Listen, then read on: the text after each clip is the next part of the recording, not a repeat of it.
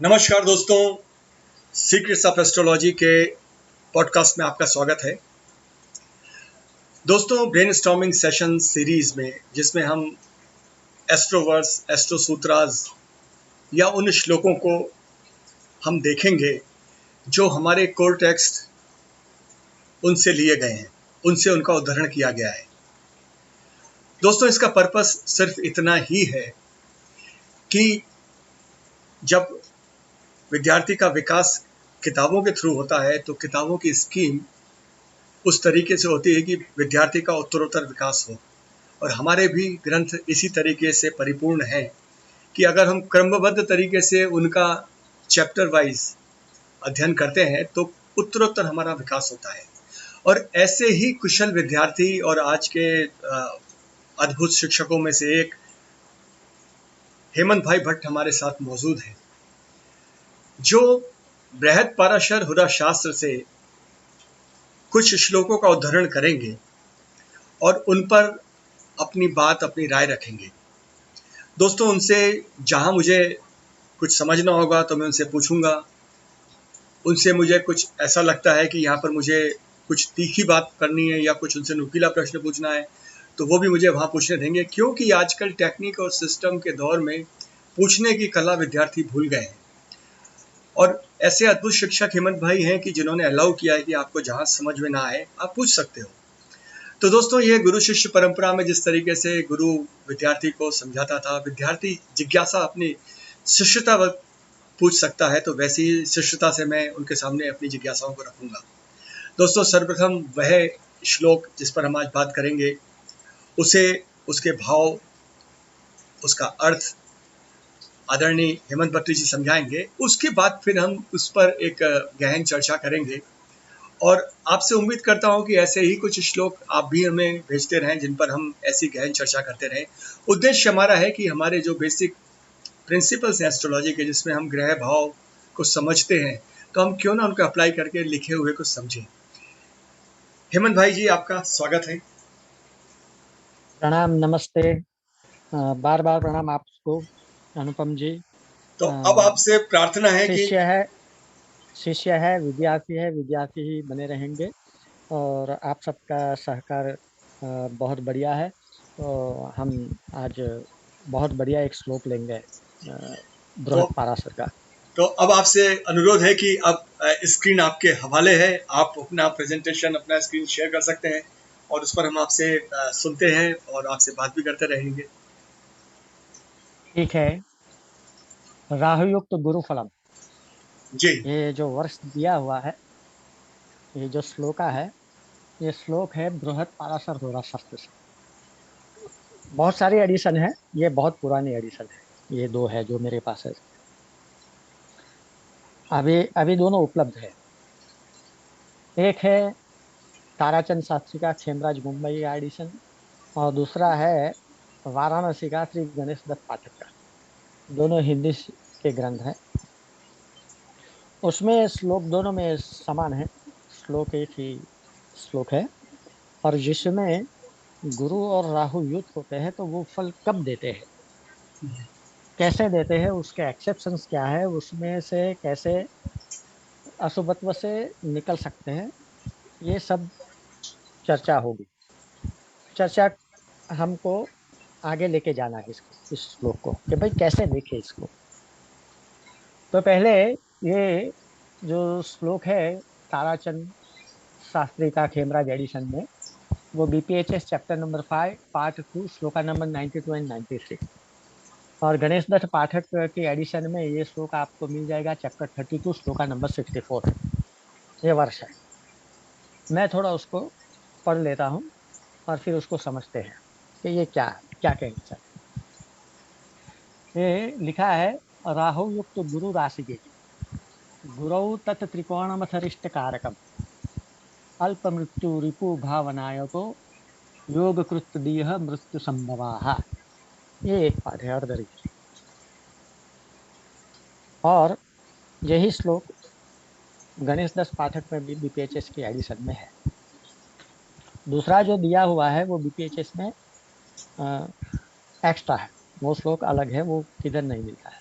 दूसरा है वो है लग्नेन्नु तस्त्रिंशति में द्रेक काणे गुरो त्रिकोणपि तदीश्वरस्य वर्षे विवादो परदेशयानम शरीर पीड़ा मृतिसन्निभास्या। ये पूरा श्लोक है।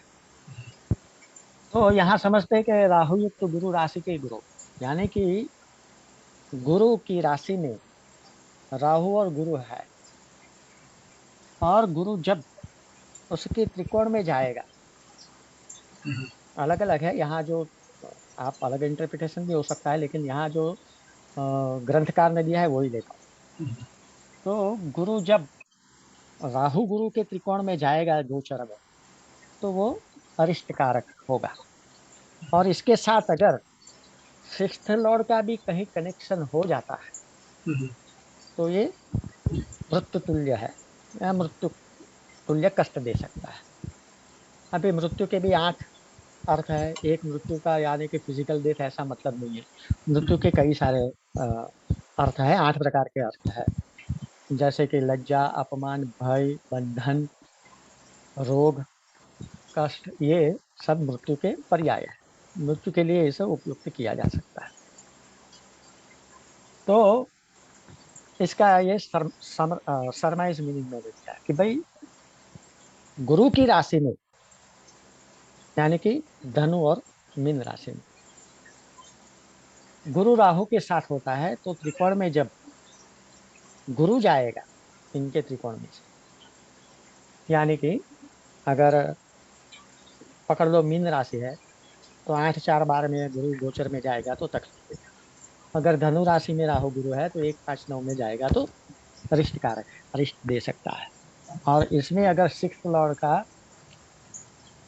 संबंध बन जाता है तो ये मृत्यु तुल्य कष्ट दे सकता है। ये एक प्राइमरी मीनिंग है इसका। तो यहाँ सिर्फ जिक्र किया है गुरु की राशि का, लेकिन राहु केतु के साथ कोई भी ग्रह बैठ जाता है तो इसको आप देख सकते हो कि भाई अरिष्ट कैसे उत्पन्न होगा। अरिष्ट नहीं होगा तो कम से कम संघर्ष और इम्पेडिमेंट्स दे सकते हैं। इम्पेडिमेंट्स यानी रुकावट। तो संघर्ष और रुकावट आप देख सकते हो।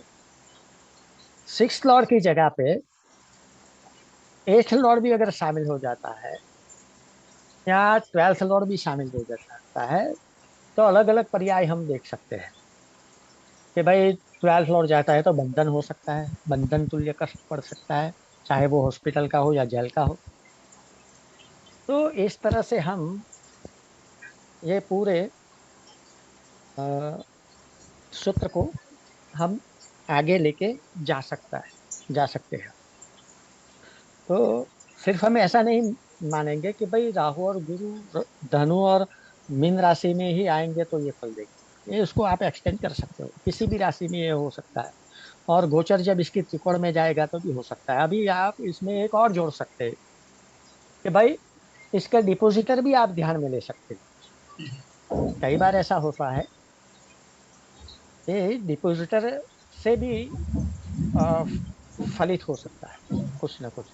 जैसे कि गुरु राहु है, धनु और मीन राशि में है तो डिपोजिटर तो गुरु ही होगा, लेकिन अगर कोई अलग राशि में है तो आप डिपोजिटर ले सकते हैं। तो जैसे अ, मंगल राहु धनु राशि में है तो उसका डिपोजिटर गुरु है, वो मकर राशि में है तो मकर में शनि जाएगा या मकर में गुरु जाएगा।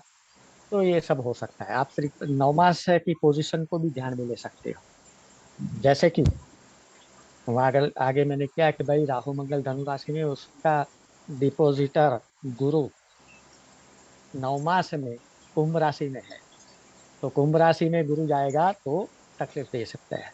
तो उसमें से इसके अपवाद भी है, वो आपको, आप जब बार बार उसको देखेंगे, बार बार उनसे प्रैक्टिकल व्यवहारिक कुंडली के साथ उसको स्टडी करेंगे, उसका अनुभव लेंगे, तब आपको पता चलेगा कि भाई कहाँ बच सकता है, कहाँ फल मिल सकता है, कहाँ से इसमें बाहर जाने का रास्ता, यानी कि इससे उभरने का रास्ता मिल सकता है। ये सब विविध इसके आयाम है जो हम अ, थोड़े एक के बाद एक डिस्कशन कर सकते हैं इसमें। ये फर्स्ट पॉइंट हो गया। अभी दूसरा है यहाँ जो दूसरा श्लोक लगेगा लग्नेन्दु तस्त्रिम सती में, यानी कि चंद्र लग्न या लग्न नाताल एसेंडेंट से गुरु 38 बीसी में है, 38 दिक्काण में होगा, या तो फिर जिस वर्ष में गुरु वहां से त्रिकोण में जाएगा, लग्न लॉर्ड और चंद्र लॉर्ड से, यानी कि चंद्र के डिपोजिटर से, तो भी ये अरिष्ट कारक हो सकता है। तो ये सब बातें आपको व्यवहारिक कुंडली में से उसको लेना पड़ेगा, उसका अन्वेषण करना पड़ेगा, एनालिसिस करने पड़ेगा, इन्वेस्टिगेशन करना पड़ेगा, तब जाके आपको समझ में आएगा कि भाई ये क्या कहना चाहते हैं। क्योंकि ये जो ये एक प्रोबेबिलिटी है, ये संभावना है, और जरूरी नहीं कि हर एक में ये अ, साबित हो जाएगी, ऐसा नहीं है। क्योंकि कई बार भाई कुछ एक्सेप्शन भी हो जाते हैं, जो नाटाल चार्ट में आप उसका अभ्यास करोगे तब पता चलेगा। क्योंकि यह बहुत विशाल है ये सब्जेक्ट। तो यहाँ से जर्नी स्टार्ट होती है, मूल ये स्टार्टिंग पॉइंट, यहाँ से हमें उसको आगे लेके जाना है, और जैसे जैसे आप आगे लेके जाओगे वैसे वैसे पता चलेगा। एक बार हमें यहाँ और ध्यान में रखनी पड़ेगी कि नाताल में जिस तरह के योग होंगे, गुरु राहु जहाँ बैठे हैं, या राहु मंगल या कोई भी आप ले सकते हो ग्रह, या केतु मंगल राहु मंगल कोई भी जहाँ बैठे हैं, तो उसके साथ दूसरे कन्फिग्रेशन क्या है, और जो नाताल का जन्मांग का जो फल है उसको ही ट्रिगर कर सकते हैं, और उसे हमें देखना है। और ये बहुत, मैंने आगे भी बोला है कि बहुत डिफिकल्ट टास्क है। Astrology is the most difficult subject. आपको ज्यादातर, जब आपने कुंडली देखी है, एग्जाम्पल एक कुंडली देखी है मैंने भाई, राहु गुरु वाली या राहु मंगल वाली, प्रश्न आता है तब हम सोचते हैं। आगे से फ्यूचर प्रिडिक्शन करने के लिए अगर हमको बोलेगे तो अशुभ अशुभ अशुभ आ जाएगा। तो ऐसा नहीं होना चाहिए भाई। है अशुभ है तो वो अपनी जगह पे है। क्योंकि बेसिक रूल क्या है कि भाई हमारे पास जो जातक आता है उसको सुबह खोलो।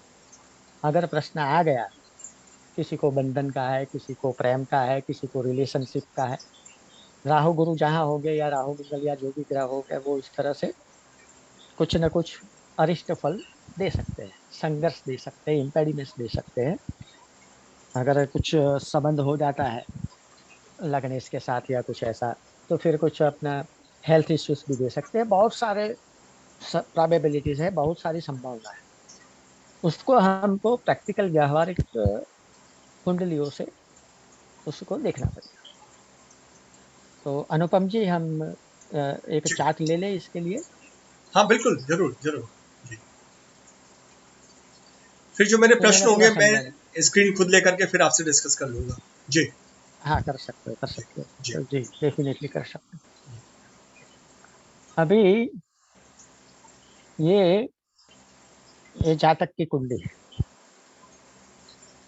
हम D1 चार्ट ही लेंगे अभी। अगर जरूरत पड़ी तो फिर ले सकते हैं D9 या जो 38D3 की बात है। 38D3 का मैं अभी यहाँ डिस्कशन नहीं करूँगा, थोड़ा गहन हो जाएगा। तो यहाँ हम सिर्फ D1 की बात करेंगे। तो ये जातक का एंगेजमेंट हुआ था।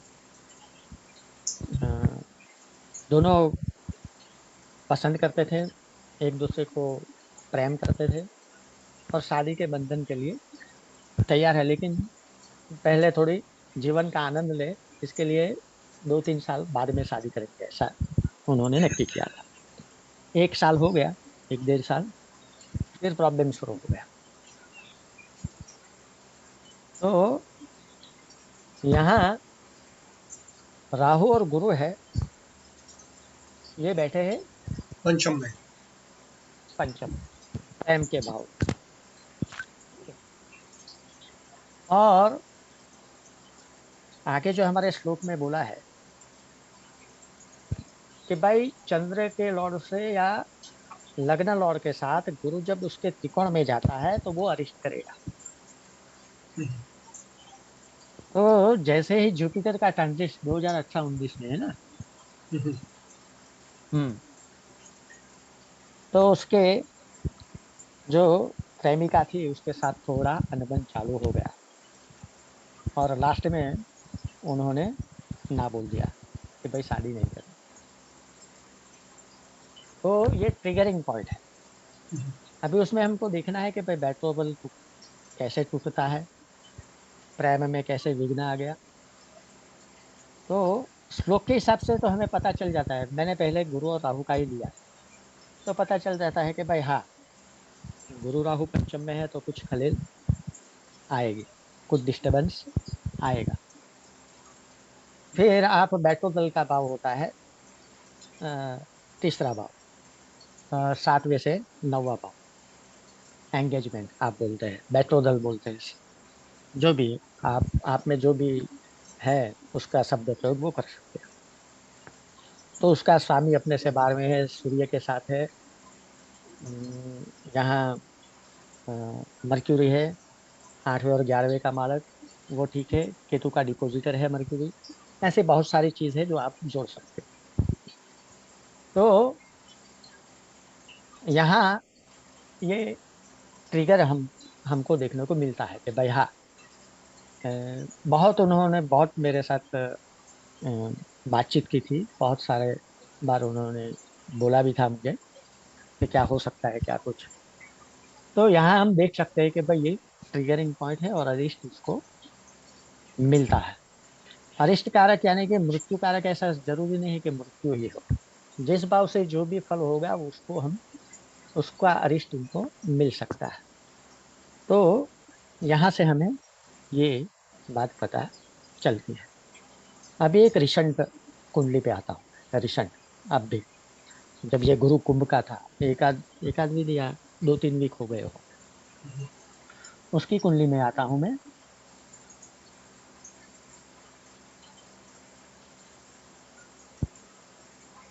दिखाई देता है अभी हाँ नहीं, अभी नहीं अनुपम? दिखाई दे रहा है, नहीं।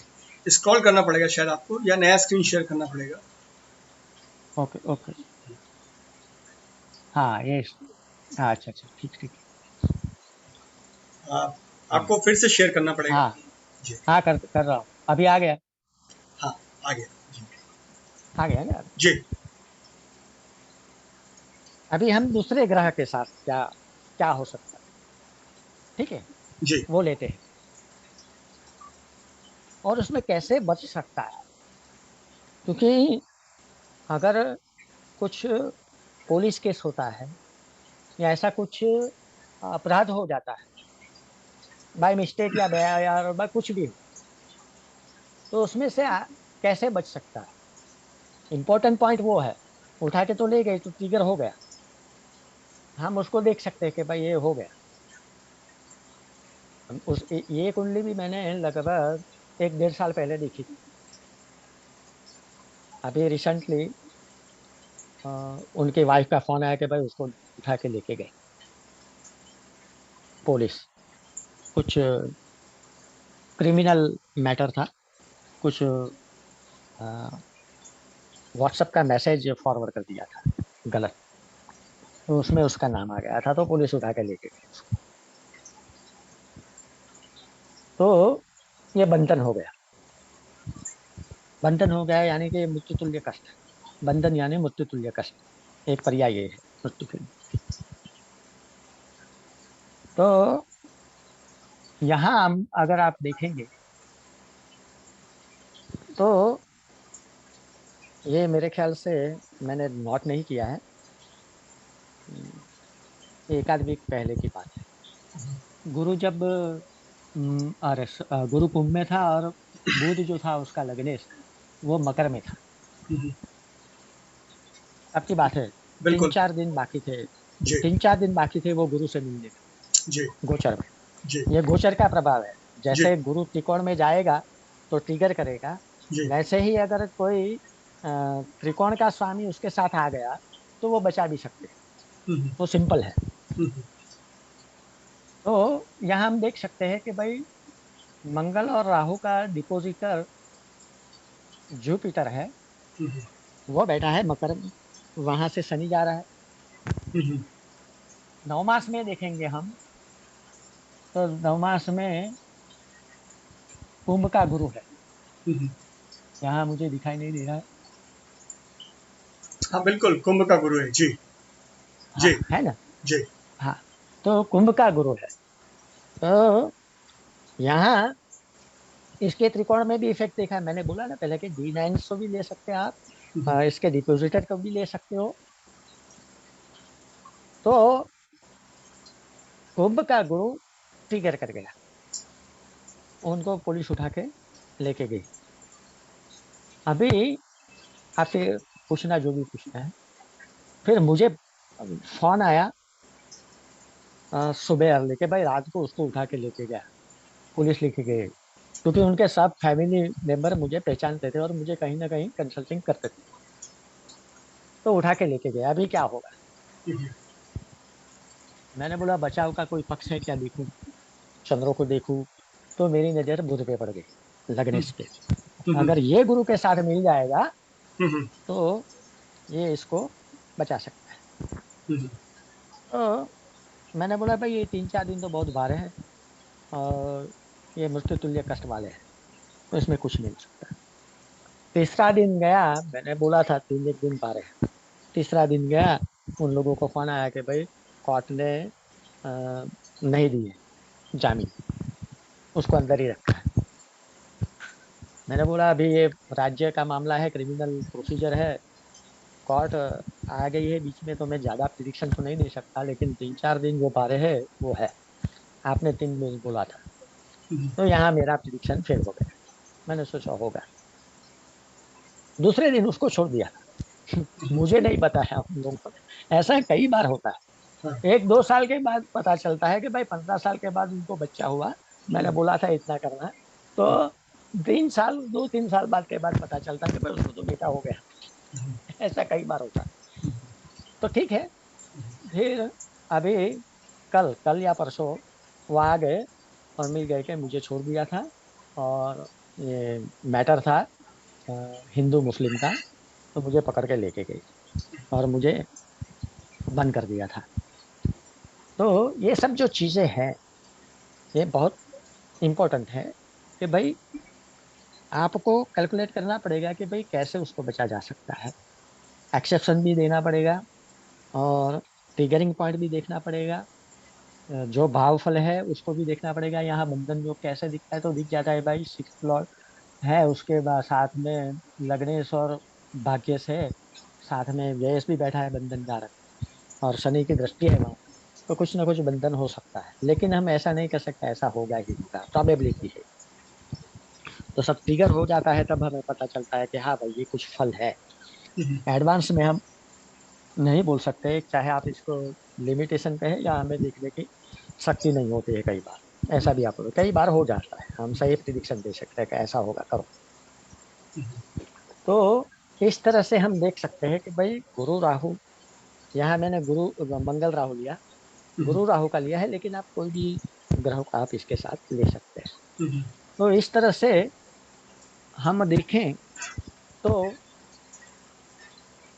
जो हमारे श्लोक दिए है, वर्षिस दिए है, जिसको हम सूत्र मानते हैं या वर्ष मानते हैं या कोई एक मेथड मानते हैं, तो इसको इस तरह से समझ के इसको आगे लेके जाना है। इसको और अगर कोई बहुत एक्सपीरियंस होगा, बहुत प्रैक्टिकल कुंडलियों पे देखता होगा, तो वो उसको और अच्छी तरह से आगे लेके जा सकता है। ये एक स्टार्टिंग पॉइंट है जो हम्म। मैंने यहाँ बिल्कुल दिया ठीक हुआ है, है। बिल्कुल ठीक है।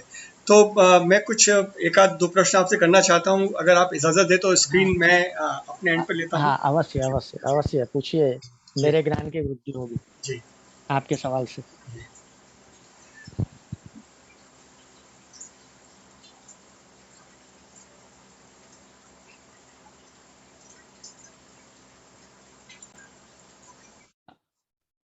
तो मित्रों, आपने देखा कि कुछ अक्षरों से निर्मित इस श्लोक में जो सूत्र निहित थे, और वो उस कुंडी में कितना कॉम्प्लिकेशन देके अपने को अभिव्यक्त भी किए।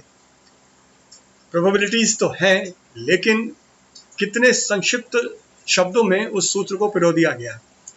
जैसा आदरणीय भट्ट जी ने कहा कि जो जानता है वो तो सब ईश्वर जानता है, लेकिन ये चीज़ें इंगित करती हैं जिससे हम उस प्रोबेबिलिटी को देख सकते हैं। तो आइए कुछ हम एक दो मूल प्रश्न हैं जिस पर आपसे एक बार आपकी राय भी लेते हैं। जैसा आपने बताया था सर कि अगर मैं पुनः उस कुंडली का निर्माण करूं,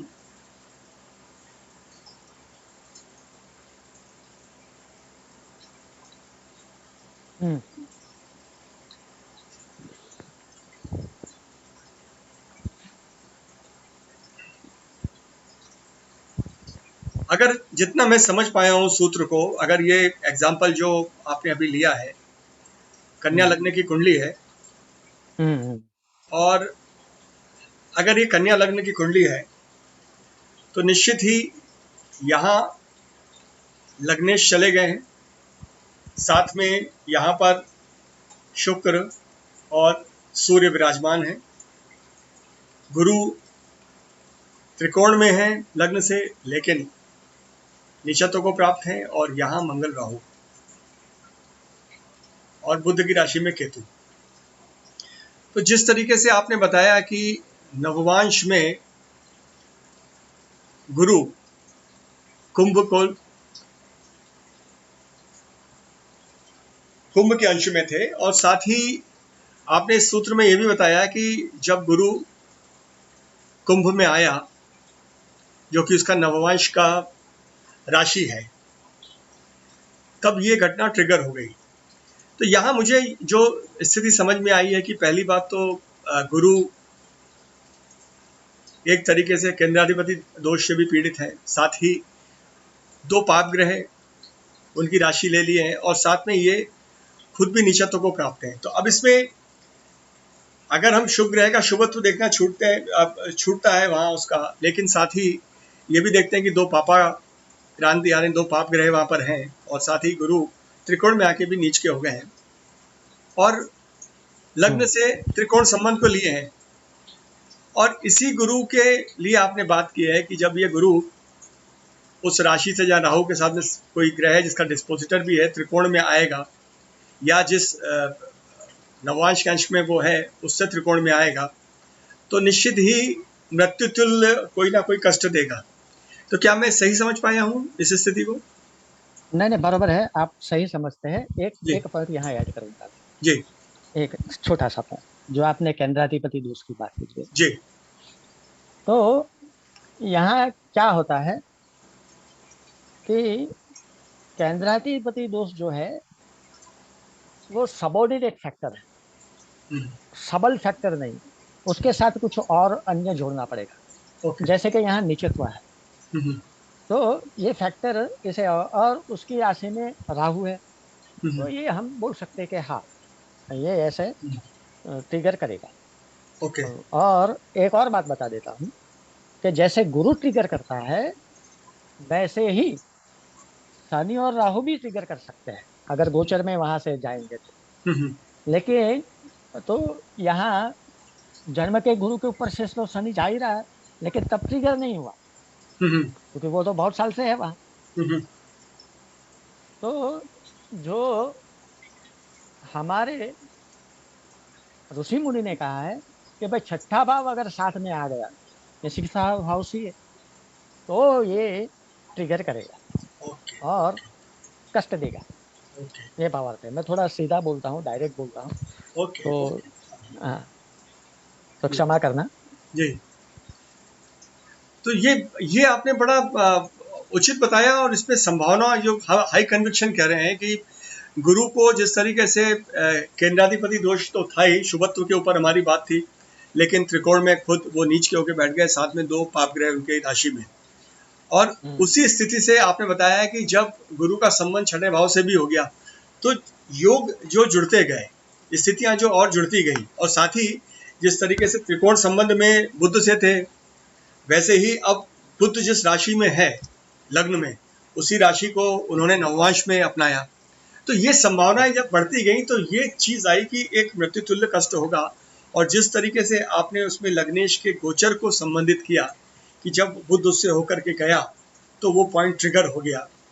यानी यह जो सूत्र था जिसमें हमने आधे सूत्र का अध्ययन किया और उसमें भी वैदिक ज्योतिष के कई सारे सूत्रों का अवलोकन करके हाई कन्विक्शन आया। यानी हम स्नैपशॉट प्रेडिक्शन या किसी भी एक चीज को लेके आगे नहीं बढ़े। जैसा आदरणीय भट्ट साहब ने बताया कि संभावनाएं किस तरीके से जुड़ती गई, जिस तरीके से हाई कन्विक्शन आया। जी आप कुछ कह रहे थे। हाँ, नहीं, स्नैपशॉट मैटर होगी जैसे, लेकिन जब ऐसा बड़ा हो जाता है, कुछ बड़ी बात हो जाती है, तो आपको जब प्रश्न आता है कि भाई ये कब छूटेगा, तो आपको बहुत सारी चीजें दिमाग में आएगा जिसे आप हाई कन्विक्शन बोलते हो। बहुत सारे सूत्र लगाने पड़ेंगे, कुछ एक सूत्र से तो काम नहीं चलेगा। ऐसे तो काम नहीं चलेगा। कोई अगर बैठा है हॉस्पिटल में, उसके फादर को ट्यूमर हो गई, वो निकाले बायोप्सी में दिए, तो मुझे पूछेगा कैंसर है कि नहीं। तो ये इसमें बहुत सारी संभावना हमको जोड़नी पड़ेगी। एक संभावना पकड़ के चलेंगे कि ये ऐसा है, ऐसा है, ऐसा बहुत कम होता होगा, लेकिन बहुत कम होता होगा। आपको बहुत सारी चीजें, एक यहाँ से दूसरी, यहाँ से दूसरी, यहाँ गोचर और सब दशा तो अभी ली नहीं। तो ये सब गोचर, यहाँ गोचर का ही फल दिया हुआ था, तो हम गोचर को ही पकड़े, गोचर को आगे लेके जाएंगे तो एक के बाद एक पता चलेगा। कई बार दशा भी ट्रिगर कर सकती है, लेकिन उसको हमने पॉइंट यहाँ नहीं दिया था स्लोप में, तो मैंने नहीं लिया। तो ये सारी बातें हमें ध्यान में रखनी पड़ेगी और आगे लेके जाना। तो आपने बड़ा बखूबी इस सूत्र को हमें बताया, साथ में गोचर की महत्वता बताई और सूक्ष्मता से नवांश से भी उसे जोड़ के आपने बताया। आपका हम बहुत बहुत धन्यवाद करते हैं कि आपने अपने व्यस्त समय से समय निकाला और बड़ी विस्तृत बात हमसे की एक छोटे से सूत्र पे। हम आपसे आशा करते हैं और विनती करते हैं कि समय समय में आप हमसे जुड़ते रहें और इसी तरीके के हम जो वैदिक एस्ट्रोलॉजी के ग्रंथ हैं उनके सूत्रों का अवलोकन आपके साथ करते रहेंगे और आपके व्यवहारिक पक्ष से भी उन्हें उन अनुभवों से भी देखते रहेंगे, जिससे हम जैसे विद्यार्थी इसका लाभ उठा पाएंगे और यह जो वैदिक एस्ट्रोलॉजी की जो ऊंचाई है उसे बार बार स्थापित करेगा, जो हमारा लक्ष्य है। आप इस चर्चा में शामिल हुए, आपका बहुत बहुत धन्यवाद। आपका बड़ा धन्यवाद। और विद्यार्थी के रूप में सभी को, आदरणीय लोगों सबको मेरा प्रणाम। और हम जुड़ेंगे अगली बार। ये 2-3 सूत्र है चंद्रकला नाड़ी के, वो लेंगे। उसमें उसमें बहुत बढ़िया है, उसमें भी सूत्र बहुत, तो वो लेंगे। मैंने शायद एक फाइल बनाई है। तो वैसे अभी तक फाइल बनाता नहीं, सच बोलो तो। अभी जब आपसे बात हो जाइए, तो मैं अभी सूत्र को निकाल निकाल के बना रहा हूँ कि भाई ये कहाँ दिया था, ये कहाँ दिया है। तो फ्लैप लगा के रखा था, तो अभी बना रहा हूँ। तो उसको एक के बाद व्यवहारिक कुंडली से उसको अवलोकन करके हम डिस्कशन करेंगे। आपका बड़ा धन्यवाद। आपको बार बार प्रणाम और पुनः प्रणाम। नमस्कार। पुनः प्रणाम। हाँ, हाँ।